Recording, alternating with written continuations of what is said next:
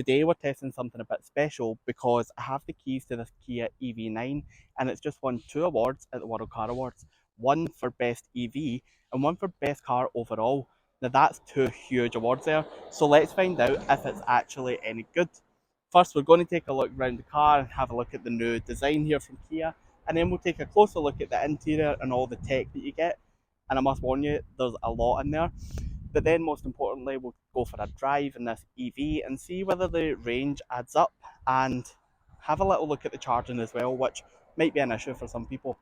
But first, let's take a closer look at the new design. If you like everything about new cars and want to see the latest tech in all the cars and even come along to some exclusive launch events, then please make sure to subscribe to my channel. So the first thing you'll notice, this follows the new Kia design language. You'll see you've got this new badge here, and of course being electric doesn't need any vents at the front. It does have active ones down the bottom just to manage some stuff, but it looks like something out of Robocop because it's just so futuristic and flat here. But again, it's quite interesting and stands out in the road. And of course you've got these beautiful LED daytime running lights, which are also on with the main headlights at night time. And this full strip here flashes orange when you're indicating. Again, a bit different and stands out quite a lot. So the EV9 comes in 3 different trim levels, starting with the Air, then you've got this, the GT line, and then there's a GT line S, which is even sportier. And if you have a look here, you'll see it's got this nice black appearance pack. Of course, this is in white, so it's a nice contrast. And this one gets 21-inch alloy wheels. I think it's 19-inch as standard. Looking round, you'll see as well you've got your door handles here, which pop out when you need to get in. And with the keyless function, when you approach the car, they just pop out. You don't need to press any buttons, but you can tap on it and it will go back in. We've got this nice design at the back here where, although it's quite a boxy car, they've made it look quite angular with this line up here and this line along here, just to break it up a little bit. Just come around the rear end of the car again, it's slightly different. You've got this electric flap here for charging and you just press the buttons to open and close it. Again, you've got these cool lights at the back. If you open up the power tailgate here, you'll see inside that, of course, like I said, 7-seat car, so it's a 3-row SUV. And you can have this in a 6-seat configuration, where it would be the 2 front seats, 2 seats in the middle and 2 at the back. And the middle row is actually pilot seats that can pivot round. However, in here, there is still plenty of space, even with all the seats in place. There's 333 litres of usable space left after the 7 seats are up, and of course if you fold them down that increases to 2,318 litres. There's buttons to electrically adjust the seats and a 3-pin socket so you can use large appliances. Because there's no engine, there is another 52 litres of storage in the front, but it's best used for charging cables. And a little detail that I love is you can fit the parcel shelf in here underneath the floor. You can see in the middle row here, there is so much room. I mean, that front seat is actually pretty far back. There's plenty of leg room for the passenger there too. And I've still got loads. And like I mentioned earlier, these seats do recline or come forward, depending what you need. The best part is though, it's a one-touch button to flip them forward so that the third row passengers can get in very easily, and I'll just show you how that works. Instead of fidgeting around too much, you just press this button here and you'll see the seat actually pulls itself forward and flips the back down so that anyone can just climb in the space at the back here. And as you can see, it does leave quite a lot of space to get in and out. There is also a handy button on top so that the rear passengers can press this themselves.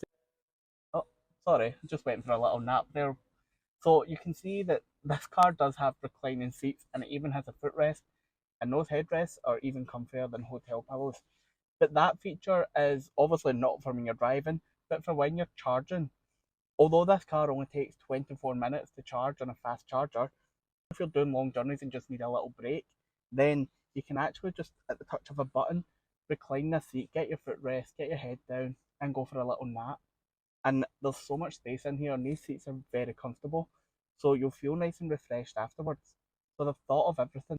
Inside is very spacious and actually made up of a lot of recycled materials, including some stuff from recycled ocean plastic that's been recovered. It's nice and modern with a 12.3-inch touchscreen display that is backed up with some haptic buttons and physical buttons. There's cup holders here, a little fingerprint scanner and some off-road functions. And everywhere in the car you've got these charge points as well for mobile phones. Even rear passengers will be very comfortable with their heated and air conditioned seats and their own air conditioning with these vents in the ceiling that make it look a bit like an aeroplane. Although these seats are made of a leather alternative, they're still super comfy and they look and feel great.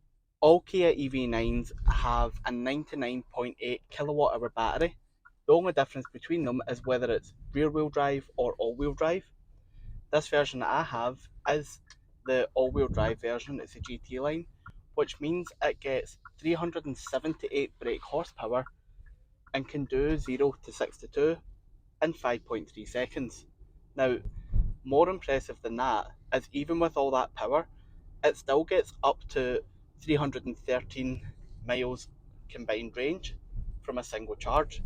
And that's been pretty accurate from what I've noticed. If you're doing a longer journey, which a lot of people are concerned about despite not doing them too often, then you can actually use a fast charger on this and it will charge from 10% to 80% charge in just 24 minutes, which is just about enough time for you to go and grab a coffee, a bite to eat, and a toilet break. So I don't think there's any issue with range anymore. In terms of driving the Kia EV9, yes, it's massive, but it doesn't feel like it. I mean, this steering is so light, it's very manoeuvrable around country roads like this, and the suspension is so forgiving. Like, you go over a bump and you don't even notice that you went over it. It's incredible. Like I say, there's a lot of power in this, and because it's electric, it just goes. So just now, just doing 20 miles per hour, but I'm going to put the foot down for you. So 20 miles per hour.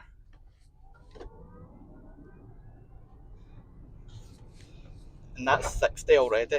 And you'll see, it's hard not to smile, but you do get thrown back there. My bag sitting down there also gets thrown back.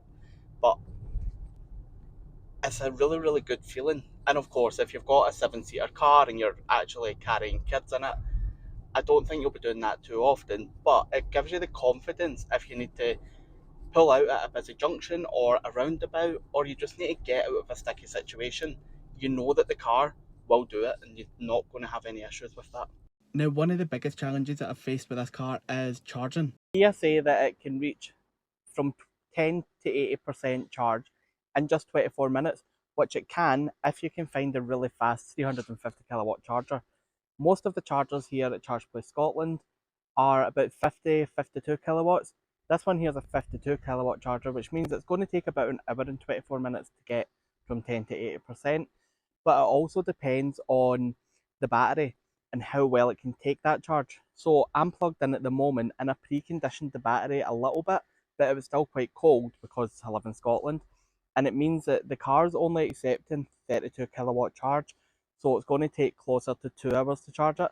But if you're planning a long journey, you can easily condition the battery the sat nav will do it for you basically, and it will plan your stops and get the battery ready to take the charge as best as it can. Now that you've seen the level of tech in this, it's time to talk about the price. Now, these aren't cheap. An EV9 starts at around £66,000, with prices going up over the 80,000. However, good value for money as well, because on top of the standard equipment list that's as long as your arm, you've got extra features in there, such as the reclining seats for charging and your blind spot monitoring that has the cameras. All of that stuff's really, really good, not just for convenience and comfort, but for safety. And the best part about this is you still benefit from the same 7-year Kia warranty, so you've got complete peace of mind on the lifetime that you own it if you're on some sort of deal like PCP or other finance.